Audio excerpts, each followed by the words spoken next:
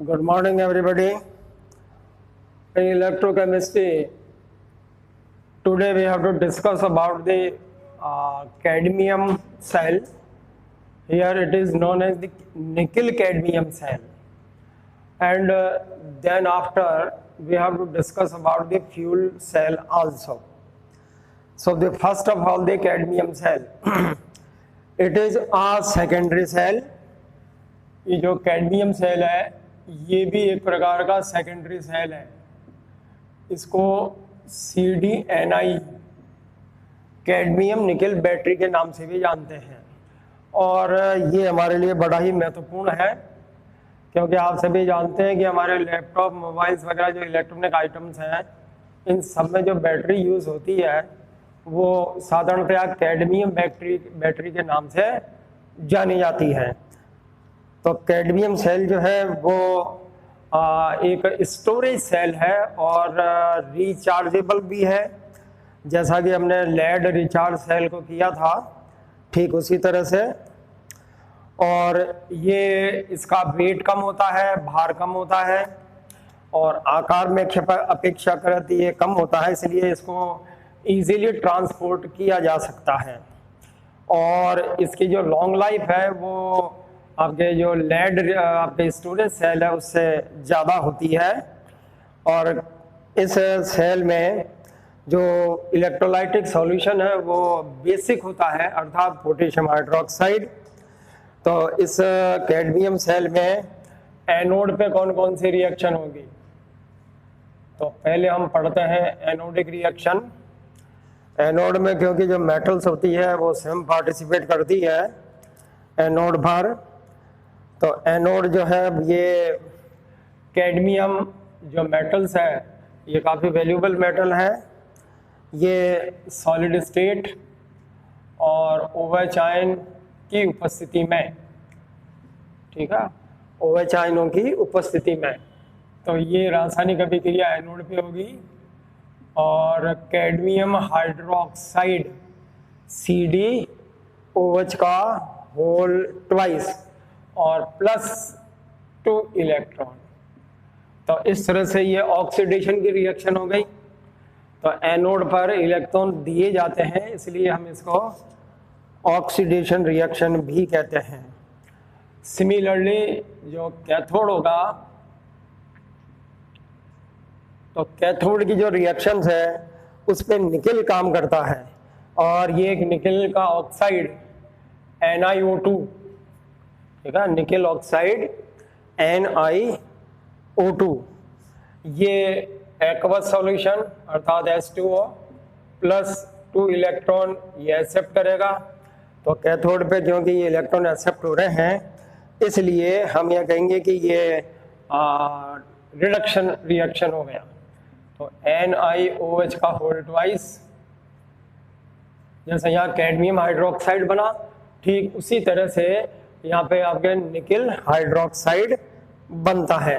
और इसमें जो 2OH आयन है ये वैलेंस में रहते हैं और ये 2OH आयन फिर इस रिएक्शन को साइक्लिक बना देते हैं।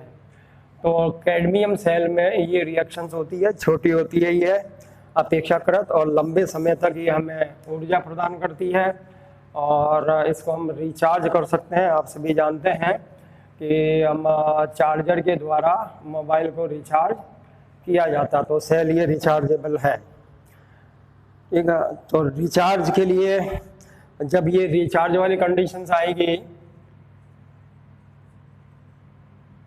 तो रिचार्ज कैसे होगा, तो रिचार्ज के समय ये कैडमियम हाइड्रोक्साइड जो हमारा ऑक्सीडेशन एनोड का जो प्रोडक्ट है वो CdOH का होल ट्वाइस और साथ में जो निकल हाइड्रोक्साइड है ये हमारे कैथोड का है NiOH का होल ट्वाइस। तो ये एनोडिक प्रोडक्ट हुआ और ये कैथोडिक प्रोडक्ट हुआ। तो एनोड कैथोड के दोनों प्रोडक्ट और ये फिर आपको रिएक्शंस होने पर ये कैडमियम प्लस NiO2 और प्लस H2O तो ये रिचार्ज के समय ये रिएक्शंस होंगी। तो जो हमारा एक्यूमुलेशन हो गया था कैडमियम हाइड्रोक्साइड और निकल हाइड्रोक्साइड, तो ये वापस जो है हमें कैडमियम और निकल ऑक्साइड के रूप में प्राप्त हो जाएंगे और इस तरह से हमारा सेल जो है पुनः फंक्शन में आ जाता है। और ये एक मेटेलिक इंसुलेटर के द्वारा इसको कवर किया जाता है। मेटेलिक इंसुलेटर, उसके द्वारा इस सेल को पूरा हम कवर कर लेते हैं। तो ये होगा कैडमियम निकल बैटरी। ये सेकेंडरी सेल है, क्योंकि आपको मालूम कि सेकेंडरी सेल वो होते हैं जिनको हम पुनः रिचार्ज कर सकते हैं। तो ये कैडमियम सेल के बारे में। इसमें जो फ्यूल होता है वो सेल जो इलेक्ट्रोलाइटिक है, ये ठोस अवस्था में ही होता है, अर्थात पेस्ट टाइप होता है, और वहीं पर ये रासायनिक अभिक्रियाएं संपन्न होती है। अब हम आते हैं आगे फ्यूल सेल। बैटरी के बाद में अब फ्यूल सेल। देखिए, हमने प्राइमरी सेल को भी पढ़ा, उसके बाद सेकेंडरी सेल को पढ़ा, और उसमें लेड एसिड सेल को भी देखा, कैडमियम सेल, मरकरी सेल, ये जितने भी आपके जो सेकेंडरी सेल हैं उनके बारे में भी अध्ययन किया। लेकिन इनसे भी एक सीमित मात्रा में और कुछ वोल्टेज ही इससे प्राप्त किए जा सकते हैं। तो इसके लिए क्या है कि हमें अधिक मात्रा में अगर वोल्टेज चाहिए, विद्युत धारा अधिक मात्रा में चाहिए, तो फिर ये सभी सेल जो है वो लॉन्गर पीरियड तक काम नहीं करते, उच्च वोल्ट और लंबे समय तक ये काम नहीं करते। इसलिए अब हम यहाँ पर एक नए प्रकार के सेल, इसको बोलते हैं हम फ्यूल सेल, और हिंदी में इसको बोला जाता है ईंधन सेल। तो ईंधन सेल जो है ये फ्यूल सेल होता है, और प्राइमरी सेकेंडरी सेल से भी इनके अधिक वोल्टेज विद्युत धारा लंबे समय तक इससे हम प्राप्त कर सकते हैं। और ये उचित अभिकर्मक इनकी आवश्यकता, यहाँ पर जो उच्च वोल्ट धारा में प्राप्त लेनी है, तो उसके लिए फिर हम यहाँ पर फ्यूल सेल का डेफिनेशन समझिए। फ्यूल सेल वास्तव में क्या है कि ये पदार्थों के ऑक्सीकरण दहन अभिक्रिया से बनता है। तो दहन अभिक्रिया में जैसे कि H2CH3OH, ठीक है, मेथनॉल CH3OH, और ये नेचुरल गैस CH4, तो इनको जब हम ऑक्सीजन की उपस्थिति में जब इनका दहन करते हैं, तो इस दहन से दहन ऊर्जा प्राप्त होती है, कंबशन एनर्जी, और यही कंबशन एनर्जी जो है वो इलेक्ट्रिकल एनर्जी में कन्वर्ट हो जाती है। अर्थात फ्यूल सेल में ऑक्सीजन की उपस्थिति में दहन करने से जो ऊर्जा प्राप्त होती है, उस ऊर्जा को नियंत्रित करके और तब हम एक अच्छा सेल प्राप्त कर लेते हैं, जिससे कि हमें लंबे समय तक हाई वोल्टेज प्राप्त होगा। क्योंकि ये जो दहन ऊर्जा है ये भी काफ़ी मात्रा में होती है, और इसको हम कन्वर्ट कर लेते हैं इलेक्ट्रिकल एनर्जी में। तो ये इनमें भी इलेक्ट्रोड जो है वो काम आएगा, और इनकी जो कंस्ट्रक्शन है वो किस प्रकार से होगी, तो उसका एक डायग्राम जो है वो आप देखिए। ये पोरस इलेक्ट्रोड होते हैं, सरंध्र, ये दो इलेक्ट्रोड जो है ये पोरस हो गए, इनको सरंध्र इलेक्ट्रोड कहते हैं।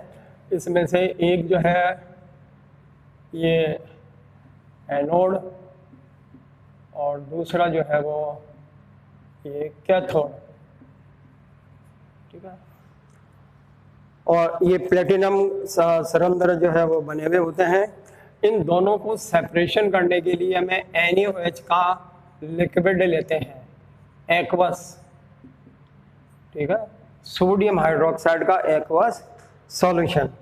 और इसमें एक जो हमारा आउटलेट है, यहाँ से हम हाइड्रोजन गैस, ये शुद्ध हाइड्रोजन गैस होनी चाहिए, H2 गैस, ठीक है, ये इसमें प्रवाहित करेंगे।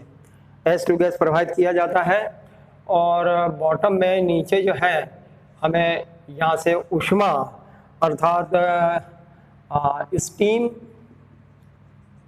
और एनर्जी, ठीक है, हीट एनर्जी जिसे हम बोलते हैं, वो प्राप्त होती है और नीचे से ये पूरा मेटालिक शीट से पैक हो जाता है, ठीक है।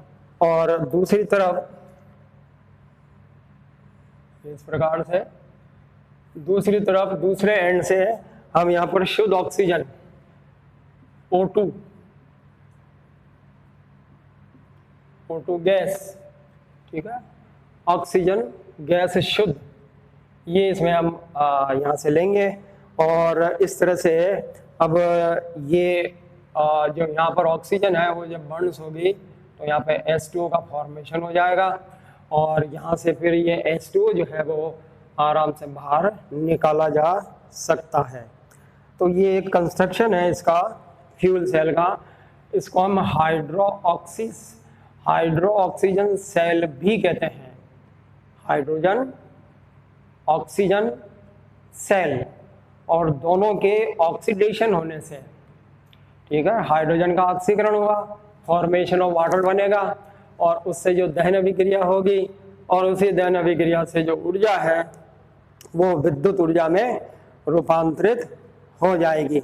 और ये क्योंकि इसमें किसी तरह का कोई धुआं वगैरह कोई पॉल्यूशन नहीं होता, इसलिए ये पॉल्यूशन लेस सेल भी कहलाता है। तो हमारे एटमॉस्फेयर के लिए ये सेल बहुत ही अच्छे माने जाते हैं।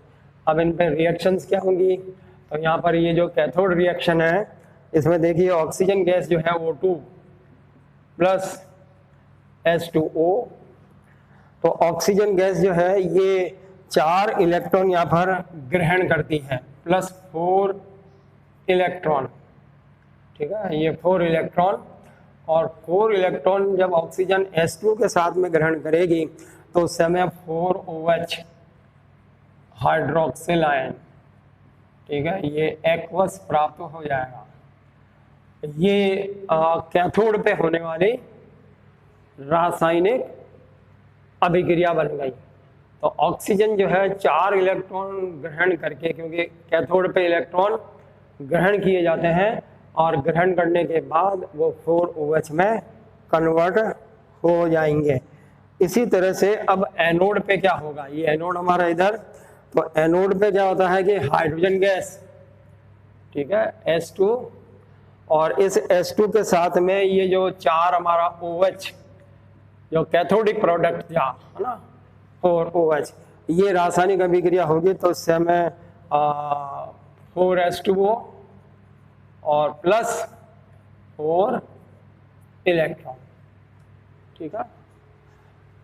तो इस तरह से ये 4H2O ये पूरी संतुलित अभिक्रिया हो गई।